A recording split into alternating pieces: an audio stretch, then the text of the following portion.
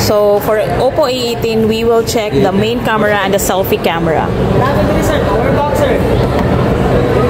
Actually guys, I'm planning to buy cellphone for my papa. Ito yung kanyang mga apps na na-install na guys. So we'll check the refresh rate. Yan, hindi naman siya lag. And then the camera. Now we will check the front camera. To the front camera nito, pili front camera niya sa Oppo A18. Front camera. A18. Hindi ko sure man, pero 8 siguro man. Pila yung front cam sa...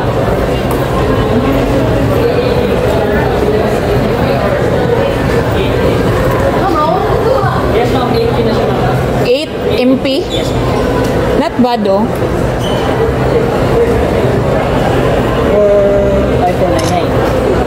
So ito yung kuha guys for the Oppo A18 na main camera. Not bad. Hindi naman masyadong edited. Okay naman siya, klaro naman. So i-delete muna natin to. Now we will check the back camera.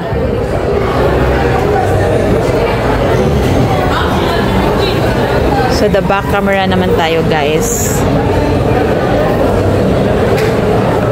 So ayan yung back camera ng Oppo A18.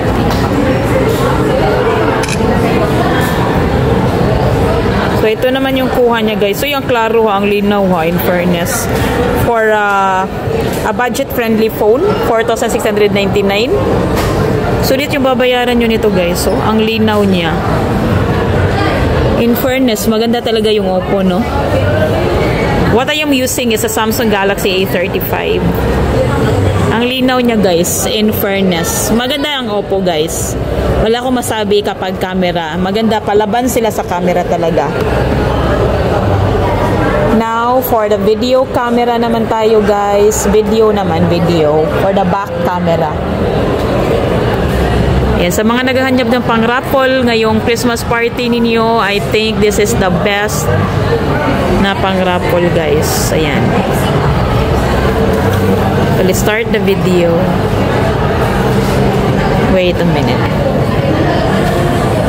So, ito na.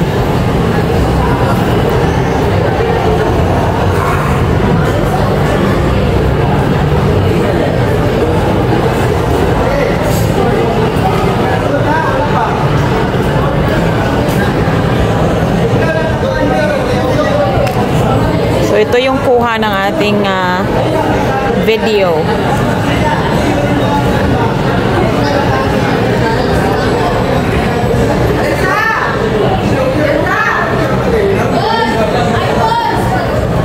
Maganda naman guys.